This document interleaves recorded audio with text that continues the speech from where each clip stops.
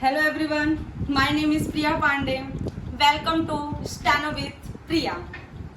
मेरे first video में मैंने आपको इन्फॉर्मेशन दी थी बेसिक नॉलेज कि कहाँ कहाँ पर स्टेनो के यूज़ होते हैं और इसमें क्या क्या चीज़ें हैं. आज मैं आपको कॉन्सोनेंट सिखाने जा रही हूँ. First chapter 6 consonant. The first 6 consonants are represented by straight stroke written downward. यानी कि जो फर्स्ट 6 कॉन्सोनेंट हम सीखने जा रहे हैं वो हमारे अप टू डाउनवर्ड हैं और कैसे हैं, स्ट्रेट हैं. तो इसमें आता है P, B, T, D, C H और जे. ये हमारे 6 कॉन्सोनेंट्स हैं. और मैंने जैसे कि पहले भी कहा था कि हमें साउंड पर लेना है कि हमारा साउंड कैसे निकल रहा है. पी, तो इसका साउंड कैसे निकल रहा है, पी. इसका है बी, इसका है टी, इसका है डी. इसे कैसे पढ़ेंगे, जे. इसको पढ़ेंगे जे. पी, बी, टी, डी, जे, जे. ये हमारे 6 कॉन्सोनेंट्स हैं. अब इसे कैसे हम लिखेंगे,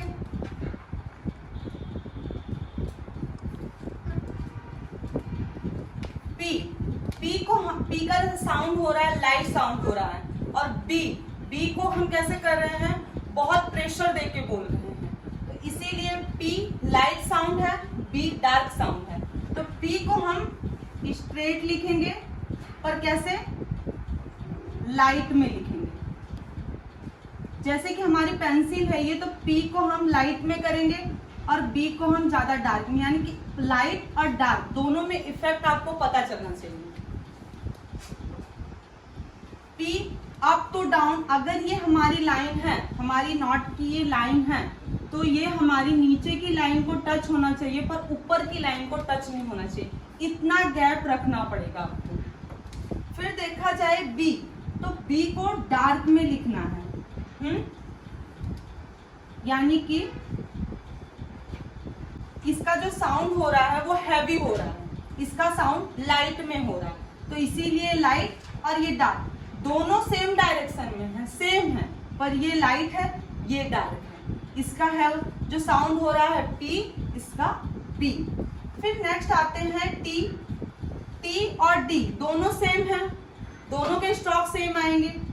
टी भी स्ट्रेट आएगा, डी भी स्ट्रेट आएगा. पर टी जैसा आएगा वो क्या है, लाइट साउंड है, तो इसलिए इसके जो स्ट्रोक है वो लाइट में. और डी जो है वो डार्क में आएगा क्योंकि इसका जो साउंड है वो हैवी है.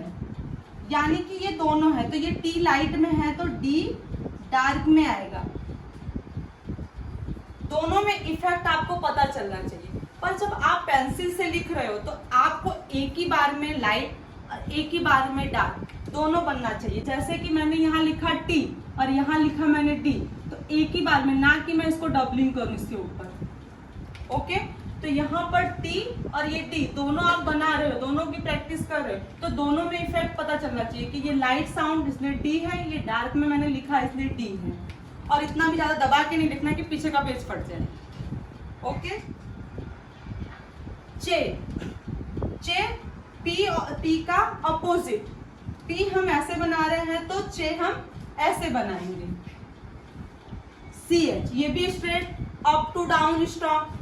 जे भी सेम बनेगा डार्क में, तो चे का लाइट साउंड, जे का हैवी साउंड, इसलिए डार्क में. अब ये दोनों भी सेम है, जे लाइट में है, जे डार्क में है. पी, बी, टी, डी, जे, जे. अगर ये आपकी लाइन है, जैसे ये आपकी बुक की लाइन है, तो इसमें जो स्ट्रोक बनने चाहिए तो ऊपर की लाइन टच नहीं होनी चाहिए. पी, बी, टी, डी, जे, जे. ये ऐसा हमने बनाया तो ये ऊपर की लाइन हमारी टच नहीं होनी चाहिए. ऑन द लाइन पे आपको लिख के प्रैक्टिस करनी है. ओके, अगर हम देखा जाए तो इसको हमें कितने डिग्री पे करना है, 45 डिग्री. अगर हम डिग्री के हिसाब से, पर हम नापेंगे तो है नहीं, अगर हम प्रैक्टिस करें तो एक एक को डिग्री करेंगे, कितनी डिग्री कितना है, कितनी डिग्री में ये जा रहा है।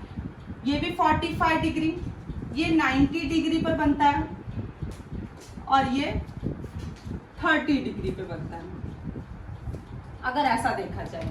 पर मैं आपको सिंपली तरीका बताती हूँ कि ऊपर की लाइन को टच नहीं करना है, आपका स्ट्रोक अप टू डाउन होना चाहिए, बहुत ज्यादा सा झुका हुआ भी नहीं होना चाहिए, ना ज्यादा इस साइड ना ज्यादा उस साइड, स्ट्रेट पर हल्का सा, यानी कि ये आपका सीधा है तो यहां से सिर्फ 45 डिग्री का।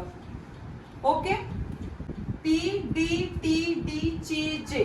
अभी ये जो 6 कॉन्सोनेंट्स है, इसकी जो प्रैक्टिस है आपको, ये आप अगर एक एक पेज करोगे तो आपकी जो आपकी आउटलाइन है वो एकदम बराबर बैठ जाएगी। आगे के वीडियो में मैं आप लोगों को वॉवेल्स बताऊंगी, तब तक के लिए ये जितने भी कॉन्सोनेंट है उसकी प्रैक्टिस कीजिए। वीडियो पसंद आई हो तो please like share and subscribe कीजिए, और प्लीज अच्छे अच्छे कमेंट दीजिए अगर वीडियो आपको अच्छे लगे हों, और आपको क्या प्रॉब्लम्स आ रही है वो भी बताइए, मैं उसको भी सॉल्व करूँगी।